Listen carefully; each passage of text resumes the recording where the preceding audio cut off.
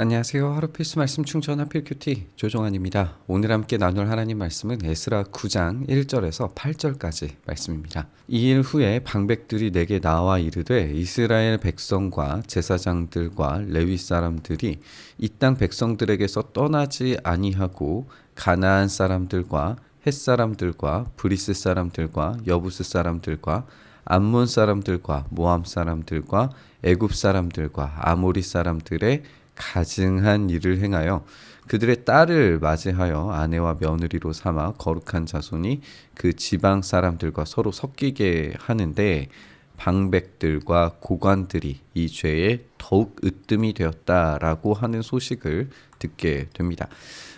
이 일 후에라고 하는 것은 포로에서 귀환한 사람들과 함께 예배를 드리고 또 헌물을 드리는 작업, 또 주변 총독들에게 편지를 보내는 일들을 모두 마무리한 후에, 어떤 일정한 시간이 지난 후에라는 걸 우리가 알 수 있어요. 그럼에도 불구하고 이 일을 끝낸 후에 모든 이 지도자들, 여기에서 이제 방백들과 고관들이 이 죄에 더욱 으뜸이었다라고 이야기하고 있는데, 지금 에스라와 함께 귀환했던 사람들이 이런 일을 벌이기에는 시간적으로는 좀 너무 짧을 것 같아요. 그렇다면 지금 이 죄를 범하고 있는 사람들은 이전에 이미 귀환했던 사람들이라는 것을 알 수 있습니다. 여기에서 이 이방 사람들의 딸과 결혼 관계로 맺어지는 것이 지금 가증한 일을 행하는 것과 연결되어져 있다는 걸 우리가 주의 깊게 생각을 해봐야겠죠. 민족의 정체성에 대해서 약화시키는 이런 결혼 관계를 도저히 용납을 할 수가 없는 겁니다. 그것을 막기 위해서. 그러니까 이 가증한 일은 결국에 우상숭배고, 우상숭배를 막기 위해서 결혼을 막았어야 했던 이 방백들과 고관들이 오히려 이 죄에 더욱 으뜸이 되었다라고 하는 것이 에스라에게 큰 충격으로 다가오고 있는 겁니다. 그래서 이런 이 결혼 자체의 문제보다도 그것보다 훨씬 더 문제가 크게 확장되는 가증한 일을 이 결혼을 통하여서 벌이고 있었기 때문에 이 두 가지가 연결이 되어서 그리고 이 방백들과 고관들이 했다라고 하는 점에서 이 개혁을 지금 저지하는 이 문제를 재빠르게 수습하고 또 개혁해야 할 필요성을 느끼고 있는 것 같아요. 여기에서 이 방백들과 고관들이 결혼 관계를 통하여서 얻을 수 있는 이익이 무엇인가를 우리가 생각해 보면 지금 에스라의 이런 반응들, 그리고 느헤미야에서 등장하고 있는 반대에 대해서 우리가 생각을 해볼 수 있습니다. 무슨 말이냐면요, 당시에 이 주변에 있었던 이 가나안 사람, 헷 사람, 브리스 사람, 여부스 사람, 모압 사람, 애굽 사람 이렇게 쭉 등장하는데, 이 사람들도 마찬가지로 이방 신전을 만들게 허락을 해줬습니다. 그러면 이 이방 신전을 허락해줬다는 것은 거기에 상당한 권력과 힘을 부여했다라는 말이기도 해요.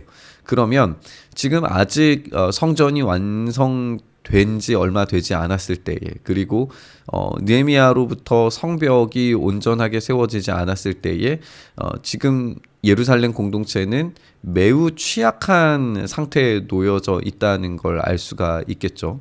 그러면 이 예루살렘 공동체가 살아남기 위해서 할 수 있는 방법은 뭐냐면 결혼 동맹을 통해서 결국에 위험 요소를 줄이는 데 있어서 상당한 역할을 이 결혼 관계를 통해서 했을 거예요. 그걸 우리가 사실상 솔로몬으로부터 시작을 하는 이어지는 수많은 이야기들에서 우리가 확인을 했던 바이기도 합니다. 그렇기 때문에 지금 에스라가 봤을 때 이런 문제들은 단지 어떤 결혼 관계에 있어서의 문제가 아니라 이들이 하나님만을 의지하고 하나님만을 예배하는 공동체로 서야 되는데 이것을 포기해버린 거예요. 정체성에 대한 포기이기 때문에 이게 훨씬 더 심각한 문제로 보여지는 겁니다. 그래서 이런 우상숭배가 가지고 있는 하나님 나라로서의 정체성을 포기하는 것이 에스라에게는 도무지 용납될 수 없는 문제였고, 그것을 놓고 기도할 수밖에 없는 문제였던 거죠. 내가 이 일을 듣고 속옷과 겉옷을 찢고 머리털과 수염을 뜯으면서 기가 막혀 앉아 있었다라고 되어져 있어요. 이 속옷과 겉옷을 찢는다, 이 극심한 애도의 행위이고 머리털과 수염을 뜯었다라고 하는 것은 이 권위를 내려놓음입니다. 이 털이라고 하는 것 자체가 이제 권위의 상징이었는데 권위를 완전히 바닥에 떨어뜨렸다. 한마디로 말해서 나는 완전히 수치스러운 상태에 놓여져 있습니다를 표현하는 거예요. 그만큼의 아주 극도의, 당시 사람들은 수치 문화이기 때문에 수치스러운 행동, 그런 수치스러운 모습으로 있는다. 이거는 죽음과도 같은 이 모습입니다. 내가 죽은 거나 마찬가지다라고 하는 표현을 지금 하고 있는 거죠. 이에 이스라엘의 하나님의 말씀으로 말미암아 떠는 자가 사로잡혔던 이 사람들의 죄 때문에 다 내게로 모여오더라. 여기서 이제 중요한 것은 하나님의 말씀으로 떠는 자들이 있었다라고 하는 거죠. 이 정체성을 혼란스럽게 하는 것, 그럼에도 불구하고 이제 세상 나라와 타협해가지고 살기를 결정하는 그런 사람들이 있는가 반면에 하나님의 말씀에 떠는 사람들이 있었어요. 이 말씀에 떠는 사람들이 지금 에스라 앞에 함께 모여옴으로써 이 수치스러운 일에 대해서 하나님께 기도하는 일에 동참하고 있는 것을 우리가 보게 됩니다. 저녁 제사 드릴 때까지 기가 막혀서 앉아 있었다라고 이야기하면서 이제 기도의 내용이 시작이 되죠. 저녁 제사를 드릴 때에 내가 근심 중에 일어나서 속옷과 겉옷을 찢은 채 무릎을 꿇고 나의 하나님 여호와를 향하여 손을 들고 이 기도의 모습, 포즈를 우리가 보면 근심 중에 일어나서 속옷과 겉옷을 찢은 채 무릎을 꿇고 무릎을 꿇은 상태에서 하나님 여호와를 향하여서 손을 들고, 그리고 이제 기도의 내용을 조금만 이제 보면 나의 하나님은 내가 부끄럽고 낯이 뜨거워서 감히 나의 하나님을 향하여 얼굴을 들지 못하오니 라고 되어져 있어요. 그러니까 이 고개를 완전히 숙인 상태에서 이 손을 이렇게 들고 지금 기도하고 있는 모습을 보게 되죠. 이 모습의 이제 전형적인 자세인데 사실 이 모습이 왕 앞에서 하는 행동이었습니다.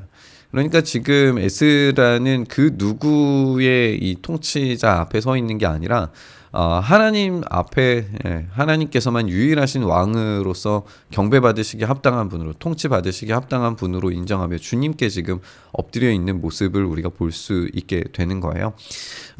이는 우리의 죄악이 많아서 정수리에 넘치고 우리의 허물이 커서 하늘에 미침이니이다 라고 그렇게 이야기하고 있어요.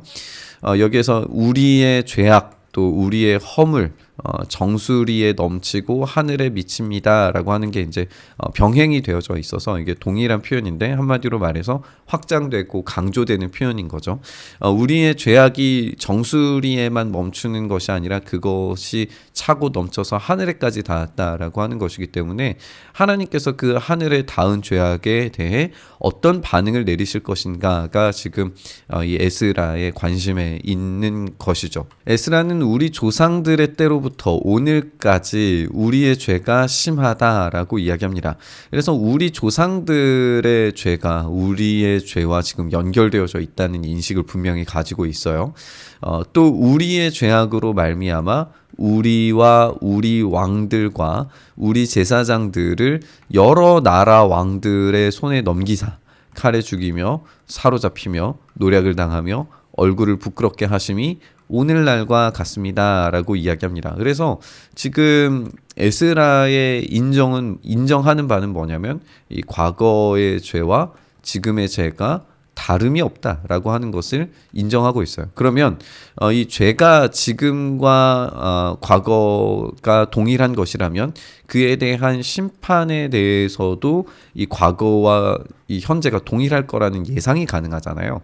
그러면 여러 나라 왕들의 손에 넘기셔서 칼에 죽고 사로잡히고 노략을 당하는 일들이 지금도 일어날 수 있다라고 하는 인식을 가지고 있는 겁니다.